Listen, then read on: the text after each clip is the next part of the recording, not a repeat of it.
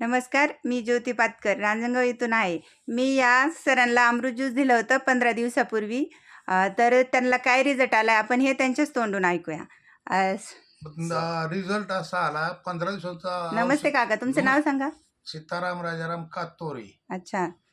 मला माझं डोकं दुखत होतं, पाय दुखत्यात आणि शुगरसाठी घेतलं होतं मी. हो. पण माझं बरंचसं म्हणजे 75% हां. मला याच्यापासून या अमृत ज्यूसपासून हां. हा अनुभव आलाय आणि मला फरक बी पडलाय बराचसा.